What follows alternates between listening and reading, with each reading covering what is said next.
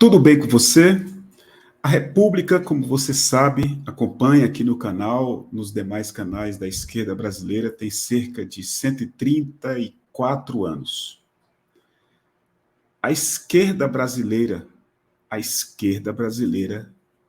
com Lula e Dilma, governou entre 2003 e 2014, porque a partir daí veio o cerco a Dilma, a derrubada em 2016. Então dá 13 anos, né? Dá um pouco, 11 anos. 2003, 7, 11 anos. Em 130 anos de república, a esquerda governou 11 anos. Porque a partir de 2014, ela foi cercada e em 2016 derrubaram a Dilma. Para que Lula não voltasse, eles perseguiram e prenderam o Lula por 580 dias lá em Curitiba. E a extrema-direita venceu as eleições. Desmontou completamente tudo que foi montado para o povo, para a classe trabalhadora, nesses 11 anos de governo da esquerda brasileira. Essa é a história resumida, política da República Brasileira. A esquerda nunca havia dirigido o Brasil antes. Pode pegar a história desse período histórico brasileiro. Segundo ponto muito importante. Desde o golpe que criou a República, final do século XIX, início do século XX, até hoje em dia, os militares, primeiro do Exército, depois das outras forças, sempre se meteram para defender os interesses das classes ricas, conservadoras e dos imperialistas, principalmente os Estados Unidos da América, agindo contra o povo, contra os interesses do povo e contra os interesses do Brasil. Isso parece um exagero, mas se você pegar a história republicana, você vai encontrar isso quando você estuda a interferência indevida, criminosa das Forças Armadas no processo político brasileiro. Terceiro ponto.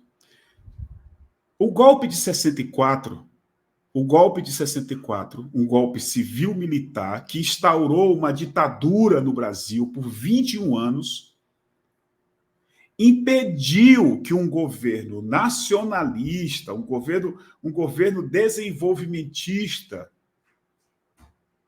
do João Goulart cumprisse aquilo que ele havia prometido para seus seguidores. Ele não era um cara de esquerda, ele era um cara de centro-esquerda, um fazendeiro do sul do Brasil.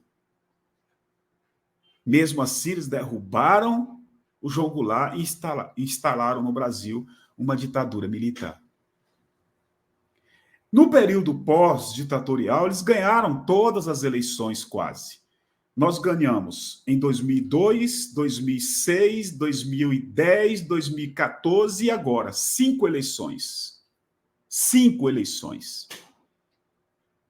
Todas as outras eleições foram vencidas pela direita porque a esquerda era desse tamanho. É a partir do surgimento do PT é que a esquerda toma um fôlego muito grande no Brasil e passa, inclusive, a vencer as eleições como nós vencemos. Para que tudo isso que eu estou falando para fazer um vídeo de 8 minutos? O Lula venceu as eleições de 2022 e as elites não aceitaram o resultado das urnas.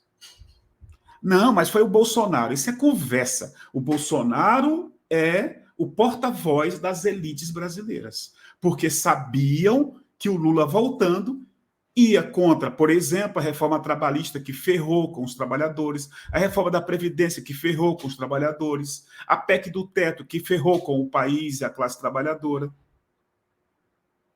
Eles sabiam disso, que Lula, no governo, ia remontar as políticas sociais. Por isso eles apoiaram o Bolsonaro, apoiaram a derrubada da Dilma, a prisão do Lula e o Bolsonaro no governo. A eleição e o governo do Bolsonaro. Trancaram o nariz, para a fedentina do extremista brasileiro e apoiaram completamente. Completamente. Então, o Lula venceu as eleições e eles não aceitaram. Não aceitaram. E tentaram o golpe em dezembro e tentaram o golpe no dia 8 de janeiro. 8 de janeiro. Vou mostrar algo para vocês lembrarem, para a gente poder ir para o ponto principal do vídeo. Presta atenção, eu preciso colocar aqui porque é da Globo. A voz, não a imagem, mas a voz que vocês vão ver é da Globo. 3h26 da tarde do domingo passado, um dos invasores atira um extintor contra uma das vidraças do andar térreo do palácio. Gases escapam do extintor. O homem, então, arremessa mais um, quebrando o vidro. 6 minutos depois, no mesmo andar, os extremistas bolsonaristas descortinam o terror. No mezanino, o vidro da mesa que exibia documentos históricos é quebrado. A mesa fica a poucos metros do acesso à sala da Presidência da República. Às 3h33, no terceiro andar, um pedaço vivo da história do país é a nova vítima.